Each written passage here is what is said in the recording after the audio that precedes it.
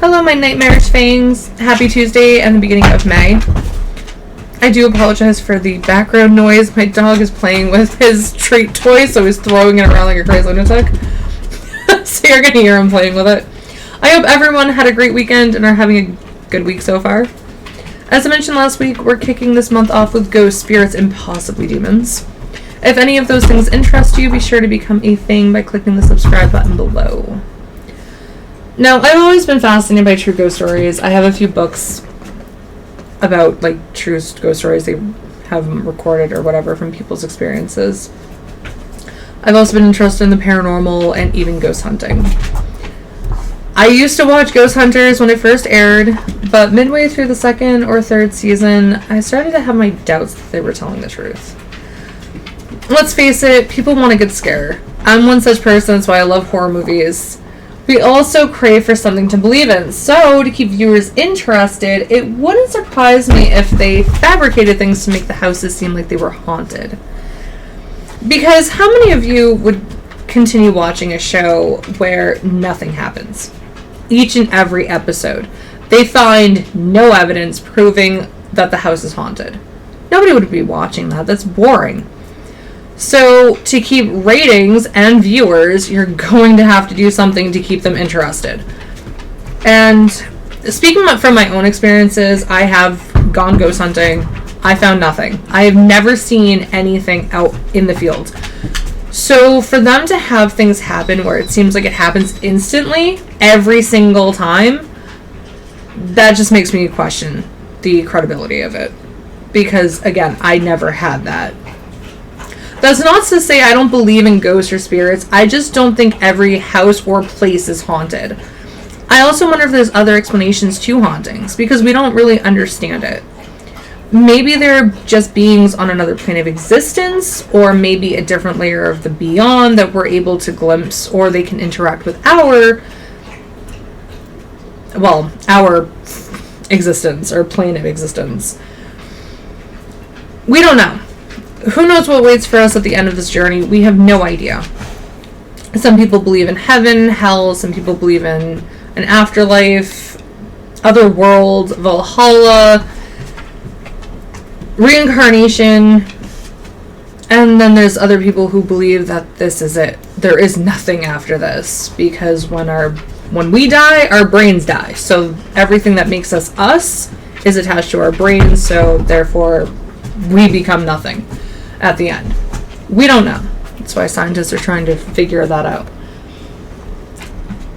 And this brings me to the Ouija board, because we believe that this game board contraption, whatever the hell you want to call it, is a gateway to talking to the other side.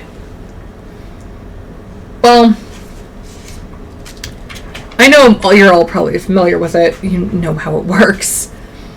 I've heard many stories surrounding the game.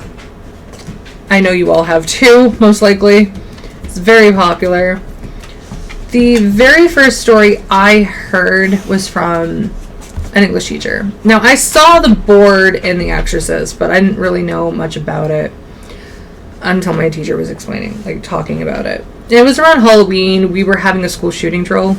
I was in middle school. It was in the 90s. It was, I think, a year or two after Columbine, and now it's like a everyday thing now. Well, all of us were huddled behind her desk, and to keep us calm, we told scary stories, which sounds like an oxymoron, but it worked.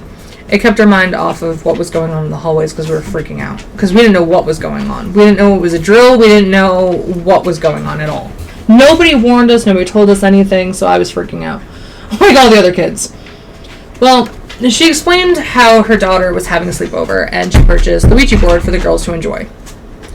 Supposedly, while the girls were playing, the lights went out, the faucet in the kitchen turned on, and they saw a shadowy figure. Another Ouija board story I heard was from my best friend. She said that she could see a green light under the door to the bathroom after using the board.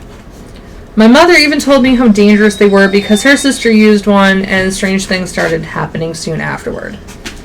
I've never used one personally. However, I have been asked to use them. I had a friend in high school who wanted me to use one in the cemetery at night to have a seance. And I didn't feel like that was a good idea just because I think that's disrespectful to the dead. She took it as I was scared. No. I've been to cemeteries. I have no fear of the dead or the cemeteries. I actually think they're the most peaceful place to be because, well, nobody's really around. However, I did look into the science behind the contraption because I was curious. Science has found that the ideomotor effect is responsible for the movement of the planchette, which is the little triangle thing. The ideomotor effect is subconscious involuntary movement. Basically, if you think about a movement, you often accidentally move a little bit. The same can be said for the pendulum. I don't know if you know what that is. Where you take a string, this string is attached to a crystal, and you hold the string and it moves one way or the other. And you ask it questions like, well, yes is clockwise, no is counterclockwise. You're going to make it move. Not consciously. It's going to move a little bit because you're moving it, because you're thinking of it moving. If that makes sense. Well, you might be asking yourself, well, how do you explain the messages appearing on the board? If that's the case. If it's just us, moving it. Well, our subconscious minds are responsible for those as well. For instance, if you ask for a name and it goes to the P and then E, you're most likely going to think Peter, and probably everyone else in the group, and that's what will likely spell out in the end. I watched a show on, I believe, the History Channel, or Discovery Channel, one or the other, where scientists prove this. He first had the group go through their questions as normal to see what their answers would be, and he recorded them. Then he blindfolded them and had them repeat the questions, only this time they didn't get any answers to those questions. The planchette was moved all around the board to random points, like way off in the corner where there's nothing there, or numbers, letters, nothing that would actually make sense at all. Or they actually put it over the Ouija section of the board, which that doesn't mean anything. And he recorded those as well. Well, in a different experiment, a scientist requested the group to wear goggles that were outfitted with cameras to track their eye movements. Then he asked the participants to spell the word Baltimore using the planchette. Their eye movements neatly anticipated the planchette's trajectory across the board as they looked at the letter they were moving to. The next time, though, he asked them to use the Ouija board normally, asking random questions. The cameras found in this section of the study, the participants weren't as good as looking at and predicting the next letter. However, when the two participants' eye movements were analyzed together, they tended to be about as good at predicting the next letter as they had been when spelling out Baltimore.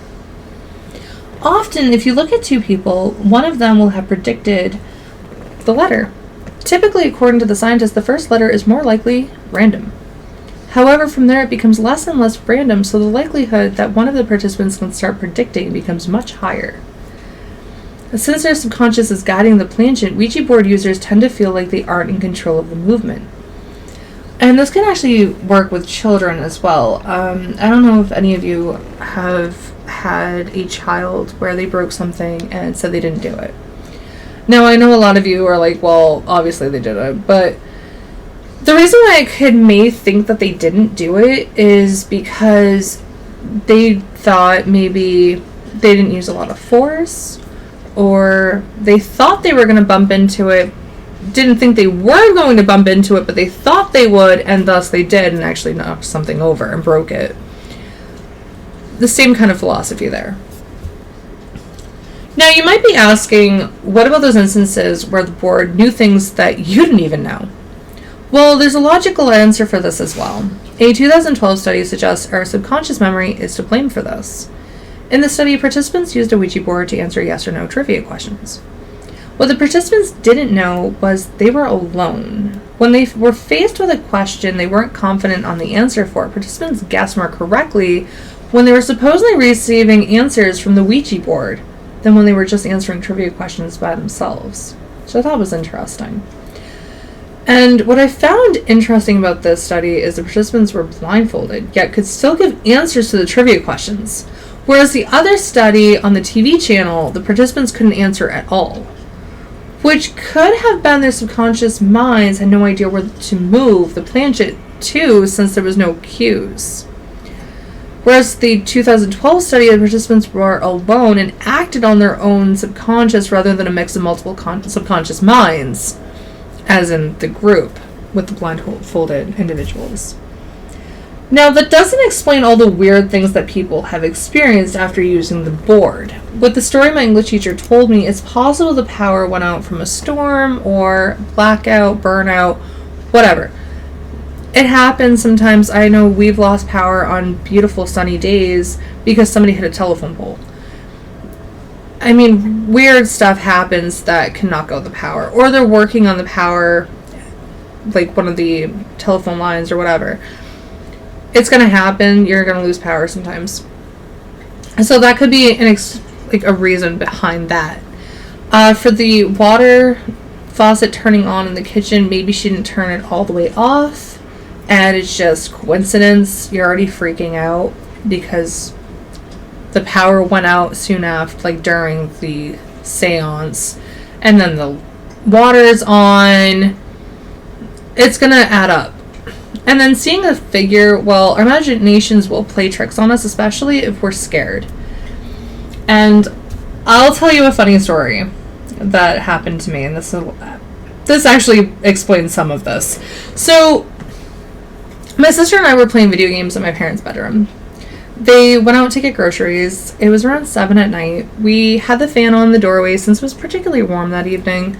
While we were playing a racing game, the screen froze. We could still hear the game sounds and everything, but nothing was happening. When my sister looked up, the mirror was moving, which scared us. It was moving like this, like it was just rocking back and forth. We thought something weird was going on, so we went downstairs and went into our room, because we didn't know what was going on. We just wanted to get the hell out of there. She thought she heard footsteps coming down the stairs, which freaked me out. We ended up running outside. My sister called her best friend, and we stayed on the phone with her until our parents got home, because we were so freaked out. They thought we had lost our minds when our parents came home. They didn't know what the hell was going on. Dad went in the house to check everything out before coming back outside with a smile on his face. He brought us back up to their bedroom. The fan was off and the mirror wasn't moving anymore. Dad turned the fan on and told us to look at the mirror. It started moving again. My sister hearing the footsteps was her imagination and mine because her fear spread to me, which just made the experience that much worse. We played on each other's anxiety around the event, which led us to standing outside in our pajamas, scared out of our minds. I think this is the same with the Ouija board. Our minds need to explain things that we can't, especially after using something we've heard so many scary stories surrounding. And then something unexpected happens. It causes us to immediately freak out and point to the unknown as the cause when it could just be something logical. But what are your thoughts? Do you think the Ouija board is dangerous, conjuring the devil or whatever, something that should never be played with, or do you think it's just a game that gives us a good scare that we can laugh about later?